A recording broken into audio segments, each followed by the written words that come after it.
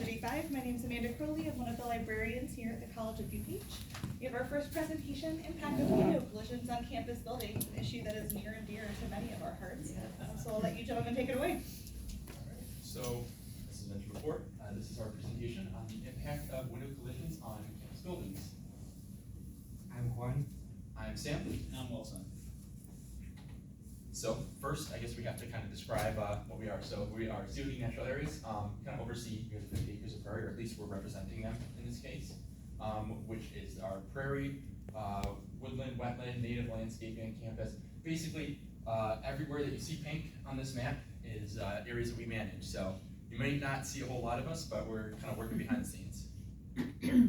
And we got most of our research here from Bird Friendly COD, which Will is a member of. Basically, it's through the staff and kind of volunteers here at COD that help kind of take care of the birds. They kind of do rounds around around the buildings of campus and kind of check for any bird fatalities, anything like that. Obviously, not just fatalities, but they take the birds over to Willowbrook and then make sure that they kind of get rehabilitated if they are injured or alive. So, this is one of my big questions when I started. What is a bird strike? So basically, a bird strike is just when a bird ends up flying into a window. It can happen for a couple reasons, whether it's obscured vision from the glass. So in this case, as you can see, there's a big reflection from these windows here. So the bird thinks, oh, it's open space, and they end up flying into the window, not being able to fully perceive that it's there. In this case, obviously, there's also greenery too, which Juan will talk about a little bit later about why that can impact birds. But yeah, so overall, in 2023, we had 181 bird strikes occur here at COD, and in 2024, we had 133 bird strikes occur, which obviously big decrease, but overall, there was an 84% mortality rate between the 2 years, so that is still very high, and overall for the US, we have over 1 billion annually bird strikes occur. So this is a graph showing the top killers for birds in the U.S. Buildings is number 2, and in this 2015 study, it was believed that number was around 600 million. But as Sam mentioned, more recent research believes that the number is closer to 1 billion. And to put that number into perspective, that would be like something killing 160 million humans every year. And heart disease, the number 1 killer of humans, kills only 20 million humans a year. So imagine something 8 times deadlier than heart disease. That is what windows are for birds. And that's a second to cats too. And that's just a whole other conversation, but yeah. So methods, so as Sam mentioned, I, this semester, volunteered for Bird Friendly COD, and every Sunday I get to walk around campus and look for birds that hit windows. This campus is split into 2, and members from the community, staff, students all volunteer to walk around school once a week and locate, pick up birds and bring them to Willowbrook, where they'll either rehabilitate them or they'll take the dead birds as data for their research as well. So as you can kind of see here, luckily, like Will was saying, they kind of monitor and look around for birds. So they actually will tell us where they find the birds, and from that we're able to kind of make a map of campus. So each red pin represents a bird that flew into a window and was found dead. Yellow pin means that the bird was alive, but it was injured and did need some rehabilitation. And green means that it was alive and able to actually, for the most part, fly off on its own afterwards. So as you can see here, there's a few spots in particular that are circled in pink here that are our areas of concern, in which this is our worst here. As you can see, there's a significantly larger number of bird strikes occurring in these specific locations, whereas the rest of campus is more varied. So I guess now we get to the fun part, the data. Basically, from, like I mentioned before, we had 133 bird strikes this year versus 181 last year. So that was a 27% decrease. That'll be talked about a little bit later for some potential reasons as to why it happened, but obviously nothing is concrete. 82% of the bird strikes this year were fatal. So that means that although most birds did die on impact, there were still some, that 11 and 6% that were able to kind of survive and were not injured. Or well, were injured and some were just completely fine and flew off. So as you can see here, we have our bird strikes per building. So the SRC, in this case the building that we're in right now, is actually the worst building on campus for bird strikes, specifically the south side of it. but then it is the MAC and the BIC for the second and third worst strike locations on campus. So we tried to turn that number to something that's a little bit more unbiased, because the bigger building you have, the more bird strikes you're going to have, the more windows on the exterior sides. So we tried to take the number of strikes that were occurring, the perimeter of the building in meters, and then we converted it into a metric dubbed our bird strike per meter. Basically, it's just a fancy way of saying if there's 10 meters on the exterior of this building, a bird strike will occur every 10 meters. So in this case, the SRC, if you're a bird, you're 2.6 times more likely to fly into the SRC than the next highest, the BIC. So hotspots, in the context of a presentation, a hotspot just refers to a specific area on a building where there's a high amount of bird strikes. This is different from the total amount of bird strikes that each building saw. So for hotspot 1, we have here the south side of the Student Research Center. This has essentially not only has the highest number of bird strikes, which makes it the most deadliest place, but also has the number 1 hotspot. So most strikes occur on this stairway with the wall of windows. There's landscaping features that are reflected off the windows. There's clean water feature that brings in birds. Birds are confused, they see reflection in the windows, causing them to strike them. Lights in the library are also often on very late into the night, which can also impact birds that migrate during night. A lot more birds do migrate during the night, so lights cause some confusion, causing more strikes. Hotspot 2 is the big courtyards. These 2 courtyards are completely enclosed in windows. There's, of course, the landscaping features that attracts the birds. They are able to come in, but then once they're in that courtyard, they kind of get trapped. When they try to leave, you'll see reflections all over them, and they'll get confused, causing more strikes. It makes it difficult for them to be able to leave this area. Hotspot 3 is the south side of the Physical Education Center. The windows here are clear, opaque, which causes even more reflections. And there are green spaces planted near this building, which attracts the birds. Their landscaping features are reflected off the windows, causing more confusion. You can start seeing a pattern with all these hotspots. Really, it's the landscape, clear windows that create a deadly combination. Hotspot 4 is the Technical Education Center. So grass surrounds almost the entire building, but this specific area, there are trees right in front of this wall of windows that acts as a bird attractant. Birds come in, they get confused, they see a reflection of these windows, and they strike them. Important notes, I guess these trees themselves aren't doing very well. They're not very healthy, so why are they still there? So why do we want to protect these birds? Why do we want to conserve them? Well, it's important to note that window strikes occur indiscriminately. Doesn't matter if the bird or species is threatened, endangered, or rare. They are just as likely to strike windows as any other common bird species. It's even more important to note that invasives like house sparrows and starlings don't really hit our windows. They're urban birds. They're more used to it. But it's mostly our natives that we want to protect that do hit the windows. Birds provide ecosystem services. They pollinate. They control insect populations. They spread seeds. All things that benefit us as well as our natural areas around us. Bird watching is also a really popular recreational activity. About $279 billion are contributed to the economy in the United States because of birders, supporting local businesses. There's also research to show that bird watching benefits mental health as well. So we really had a really big variety of birds that were impacted. The top 3 species were the warblers with 21% of the strikes, thrushes with 14%, sparrows with 11%. And combining, these 3 species accounted for 44% of all the total bird strikes for this year. Some of the more rare birds that were impacted by our windows, the sora, probably the most endangered bird that's on campus. We saw a couple strikes for those. The Magnolia warbler, blue thrushes are in decline. The Magnolia warblers are here. That's the sora over there. The yellow-billed cuckoo is a little considered threatened in the Chicagoland area, which is this one there. So we had a couple of questions that arose from our research and a couple of discussion points that we can bring up. One of them is, why were there less bird strikes this year compared to last year? And there are really a couple of reasons we don't have an exact answer.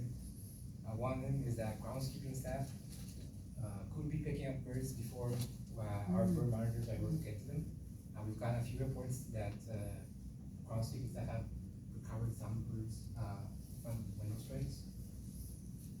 Another possible reason is that maybe from last year, people read the report and they introduced their own solutions into their own personal spaces on campus that could have helped reduce the bird strikes. Another possible reason is climate change that I'll talk about in a little bit. That might be affecting bird migration, which could be leading to our bird monitors not getting accurate data. Another important question is, well, how should vegetation and other landscaping features be designed near buildings? Should they even be there in the first place? Do we want them to be near windows and near buildings that will attract birds in?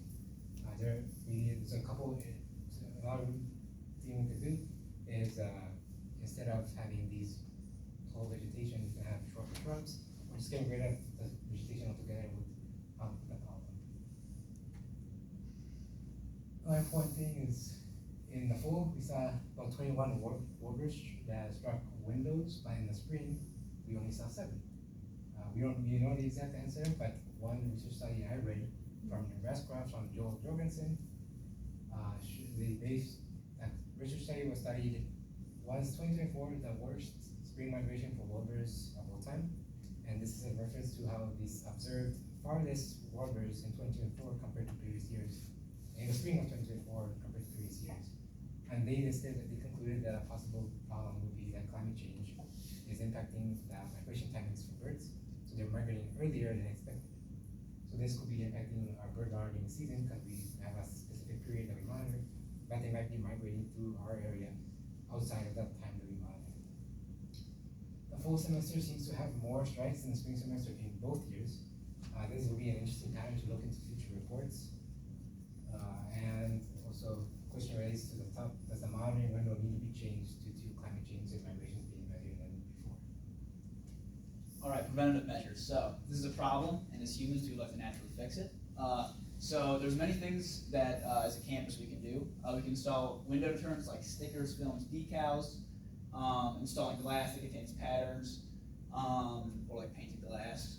You can remove landscaping near buildings, shutting off lights at night, and then UV paint can also be seen by birds. You can see in the bottom right, birds can see it, but we cannot.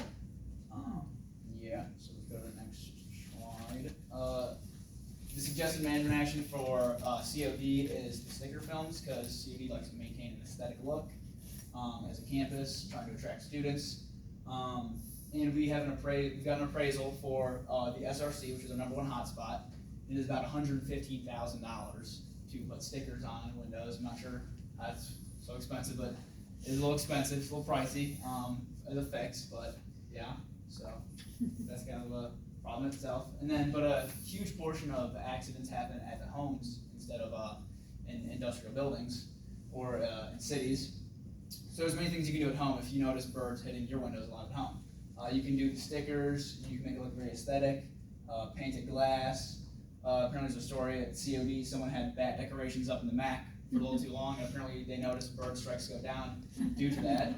And if you have bird feeders and you notice that birds are constantly hitting your window, there's a 3-foot and 30-foot rule, either 3 feet or within your windows or 30 feet and away from your windows. So that gives them plenty of a gap to perceive the window. And then a huge management action, as mentioned earlier, is removing vegetation. This is a great picture that you can see. If a bird's sitting in that tree, it sees that tree in the reflection and thinks another tree can hop to, but unfortunately that is a window and it will meet their demise, or yeah, most of the time. We have a lot of people to acknowledge. I wish I could name all of them. David Ayolet is he's an associate professor of art history here, and he's the one who started all this Bird Friendly COD, and it would not be possible without him. These are all the 2024 data collectors, volunteers in the community, staff, students, everyone. Natural areas workers from last year really helped us. Willowbrook Wildlife Center for taking in all of our birds that are injured or are dead. And the Chicago Bird Alliance also is a huge contributor to our success. So we have them to thank. Here are our resources, and questions will be later.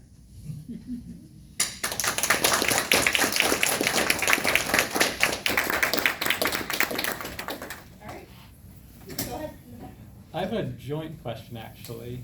So after great presentations, both groups by the way, but there seems to be a little bit of a conflict, I would think, between the urban greening for addressing the heat island effect and the bird strikes. So is there a way to try to do that in a way that wouldn't, increase the bird strikes while trying to solve the urban heat island effect? Yeah. Oh, yeah. That's what I would suggest. Green roofs. Green- Green I was gonna say for us, a big thing, I think now it's required for new buildings and constructions, it's bird-safe glass, so like was kind of shown in there, it has UV coating inside the glass so the birds can see it, and we don't see it, so in that case, it wouldn't necessarily do a whole lot with the reflections, and even if there was greenery, it would be like having strips of, like tape on the windows, so it would still kind of keep the same like visual appearance, but obviously they would see that before they see the reflections. Yeah, and sort of on that topic with how you mentioned like how expensive it'd be to replace the glass at COD, is that sort of more of a matter of like when the glass is already unsafe for the birds, it's a lot more expensive to like try and fix it, or is it like a lot cheaper just making bird safe glass in future buildings with that? Yeah, so I got this number from a text a while back. David Ayolet in the Bird group chat said that the estimate that they got was $115,000. I believe that was just to put films in the windows, so that's not even replacing the windows. That's just to put the films in the windows. And I don't know a whole lot about like windows. I'm not like Not the window guy. I'm not the window guy. But I'm not sure why it's so expensive. But yeah, I'm assuming that having to take down windows and then putting up new windows would definitely add a lot more to the cost, but even just putting up the film itself is very expensive alone. So yeah.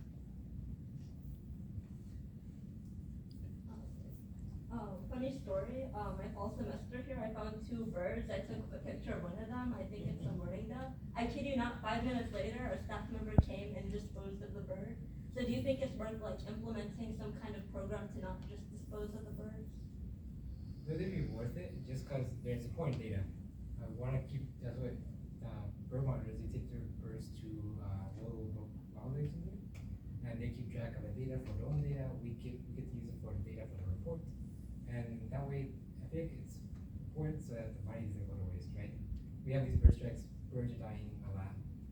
We at least want to be able to use them to improve things for the future and improve their survivability for the future. Yeah, and there's a big hole in our data because there's a lot of things that beat the bird monitors to the bird. There's a lot of predators out there. If a coyote finds a bird, it's gonna eat it. It's gonna pick up and eat it, and we're not gonna have that data. And we've heard reports of like some custodial staff picking up birds just because it obviously doesn't look tasteful around campsite, much dead birds. So, and they can beat us to the punch, and they'll pick up a bird and throw it away, and that's data we don't have. So there's a lot of strikes that we miss and can't get data on. So. Question for you, Six.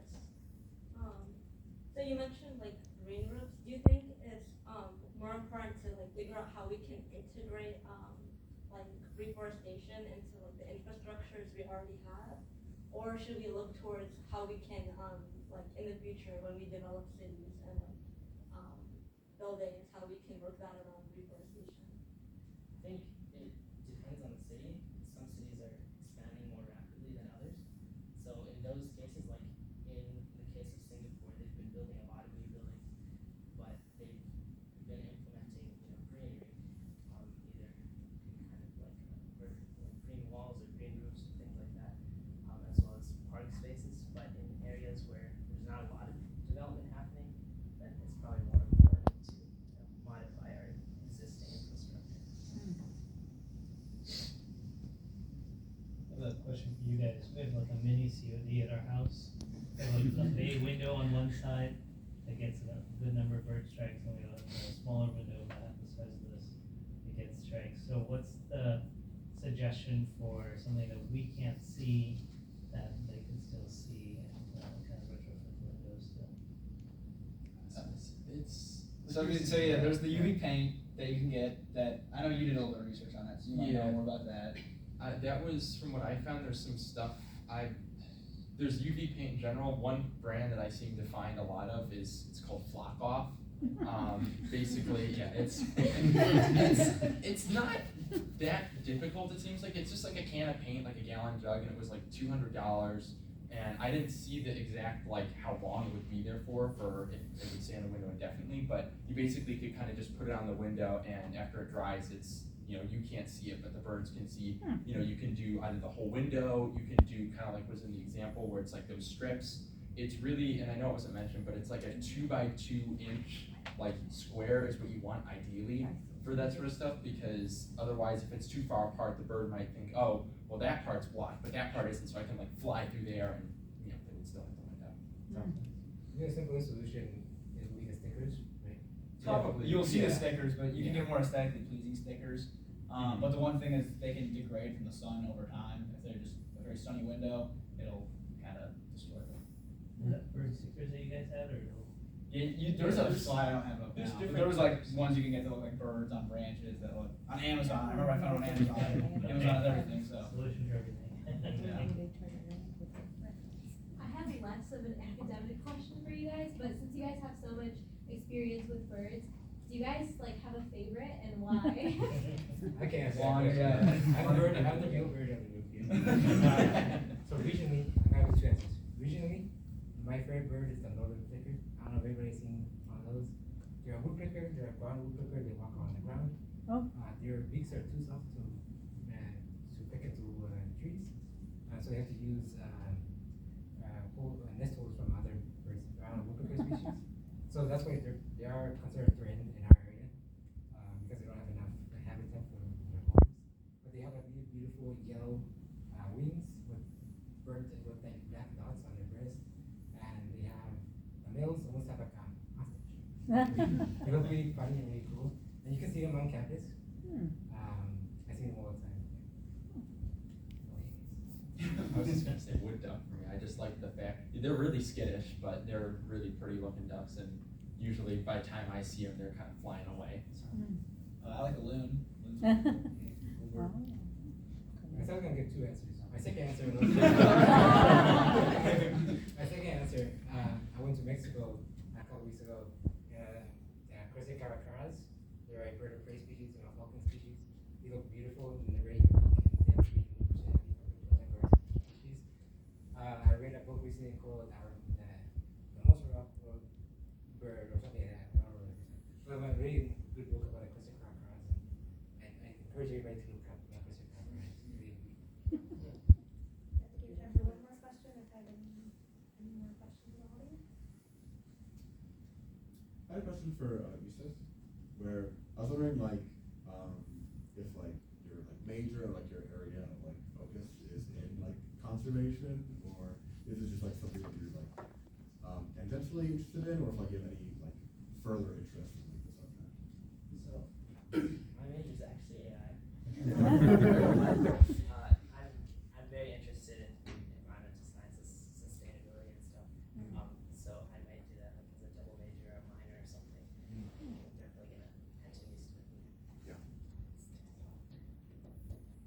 Let's have a round of applause